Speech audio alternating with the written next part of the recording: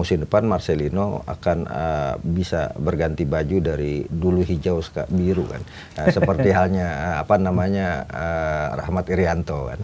Itu bukan suatu hal yang mustahil. Apa yang nggak bisa dibeli Persib untuk konteks pemain lokal, bukan mustahil juga tadi misalnya Joy Paulo Pessi yang tertunda bisa jadi musim depan akan main.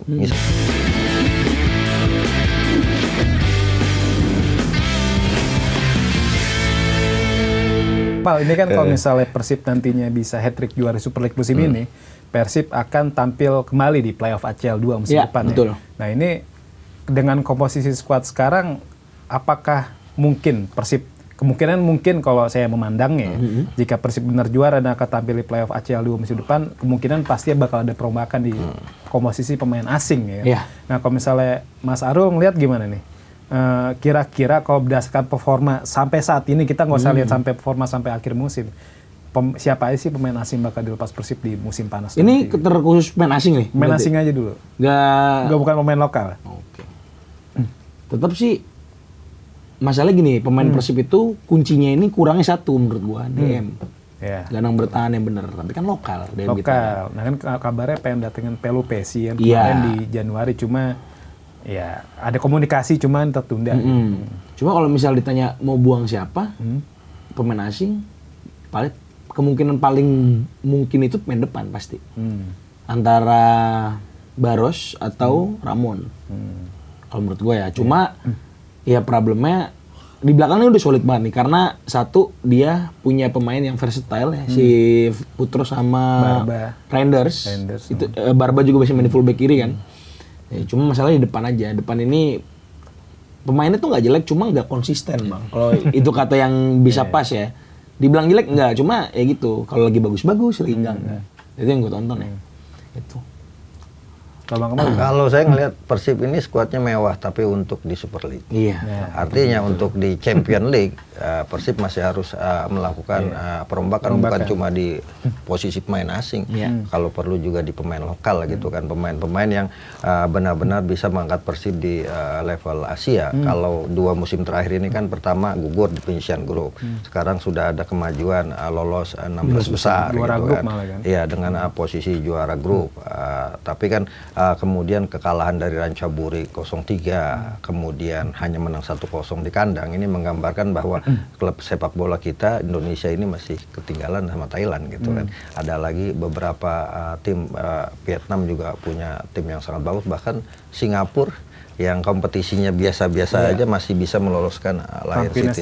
Rancaburi menimbang Gamba Osaka semalam kan. Artinya apa? Artinya masih banyak yang perlu di-up di sepak bola kita. Walaupun kita harus apresiasi penampilan Persib di AFC ini mengangkat ranking kita di FIFA antar klub Asia ya. Dari 24 sekarang udah 18. Belum lagi nanti Madura ya kan main Dewa. Dewa United. Dewa menang lawan Mani Liger bakal naik ke posisi 17. Betul ya, barangkali kita kemudian dapat slot tambahan lagi, satu yang bisa main kualifikasi di AFC Champion League Elite, yang satu masih bisa main masih jauh ya barangkali gitu harapannya kan. Barangkali masih jauh itu kalau kayak kan kita nggak tahu situasi sekarang. Barangkali Iran tahu-tahu nggak bisa ikut gantiin gitu. Kita gantiin Bang, ini kan jadi saya ingin mengatakan bahwa Persib dengan materi yang saat ini masih harus punya pemain yang benar-benar punya level dan mental main di Asia. Kalau main di Indonesia sudah, tapi levelnya harus naik. 11 pemain yang levelnya tuh Tom Haye dan Barba kalau menurut gue. Harapannya seperti itu. Iya. Ini kan Bang Ambal juga pernah ngomong nih, Persib kabarnya pengen deketin Marcelino di bursa transfer musim panas 2025. Cuma nggak jadi kan. Marcelino akhirnya ke AS Trensin, sekarang pun masa depannya nggak jelas, karena lagi cedera hamstring kan, dan kemungkinan kabarnya baru pulih di bulan April. Nah ini ada kemungkinan nggak Bang, kira-kira Marcelino bakal balik ke Super League buat lanjutin karir di Persib mungkin untuk membantu Persib di musim depan gitu? Ya, 2 musim lalu saya bilang Sadio Ramdhani ke Persib, tapi tertunda karena masih ada kontrak. Kejadian musim ini ke akhirnya. Persib. Kemarin di awal musim saya bilang karena saya dapat berita sumber langsung dari dalam bahwa Marcelino sudah diminta untuk main, dipinjamkan dari Oxford, ya kan. Tapi kemudian ada peluang main di Trensin. Marcelino masih belum mau main di kompetisi domestik, masih punya keyakinan dia masih bisa main di level Eropa. Tapi dengan kondisi di Trensin saat ini juga jam bermainnya tidak banyak, ya bukan mustahil gitu kan. Musim depan Marcelino akan bisa berganti baju dari dulu hijau ke biru kan. Seperti halnya Rahmat Irianto kan. Itu bukan suatu hal yang mustahil. Apa yang nggak bisa dibeli Persib untuk konteks pemain lokal, bukan mustahil juga. Tadi misalnya Joy Polupesi yang tertunda bisa jadi musim depan akan main, misalnya menggantikan kondisi Maklok yang sudah uzur, sudah berumur, walaupun kalau dari segi umur Joy Polupesi lebih berumur kan, tapi kematangan dan bermainnya yang dibutuhkan. Jadi buat saya Persib bisa beli siapapun. Cristiano Ronaldo di Al-Nassr juga bisa dibeli. Mbappe, benar. Ya nggak ada yang tahu kan. Kali aja karena kalau kita ngambil pengalaman dari Raja Buri itu ngambil beberapa pemain dari Buriram United, dari tim-tim yang sering main di Asia dan terbukti mereka kompetitif kan musim ini di Aceh. Satu itu, yang kedua bukan mustahil juga Asnawi Mangku Alam. Kalau kontraknya selesai di Thailand, karena Asnawi sudah beberapa kali juga menjadi bagian yang diinginkan oleh pelatih Bojan Hodak, walaupun Bojan Hodak kan selalu menyangkal kalau ada pemain yang mau datang gitu kan. Tapi menurut saya yang paling penting di Persib musim depan adalah kiper. Adam Prisbeck adalah rekrutan terburuk Persib musim ini. Pasti dilepas lah dia. Bahkan setidaknya memberikan blessing in disguise kepada Teja Pakualam yang sekarang menjadi kiper dengan clean sheet terbanyak 14 kali clean sheet. Artinya pembelian pemain di posisi kiper, pemain asing, ini salah satu yang titik lemah Persib, selain tentunya Marsilio ya, yang secara teknik sebenarnya pemain ini bagus. Cuma attitude-nya yang kurang bagus. Artinya Persib juga harus ambil pelajaran dari dua kejadian ini, Marsilio dan juga Adam Prisbeck, dalam merekrut pemain musim depan. Plus tentunya ya apakah Levin Kurzawa masih perlu dipertahankan gitu kan, dengan dengan posisi itu banyak pemain-pemain muda Persib yang potensial sebenarnya. Tapi saya sebenarnya bukan Persib yang ingin saya kritisi, sebenarnya ini saya deg-degan ngelihat kompetisi kita dengan 11 pemain asing. Jadi masa depan tim nasional Indonesia suram. Nasional pula berkurang.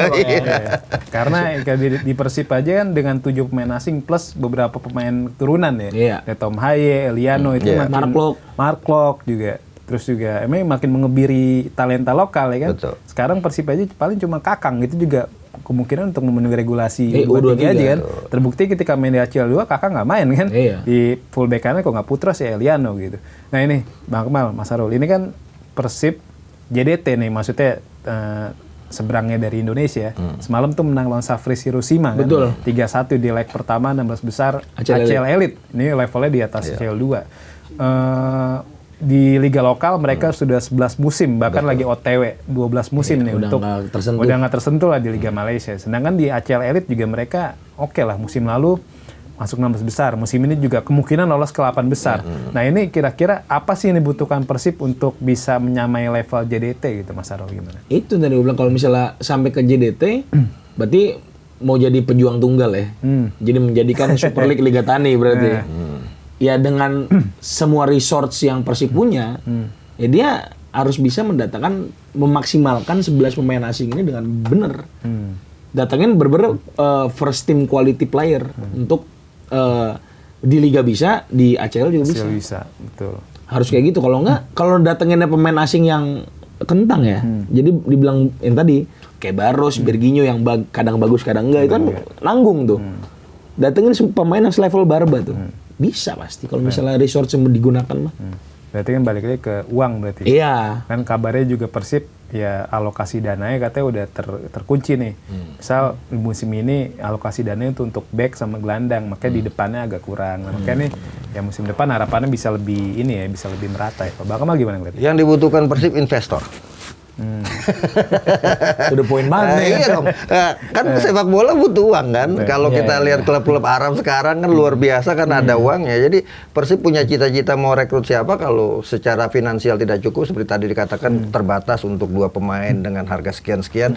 Nah, kalau ingin menjadi JDT butuh investor. Investor ini bukan terkait dengan pemain saja ya menurut saya, infrastruktur.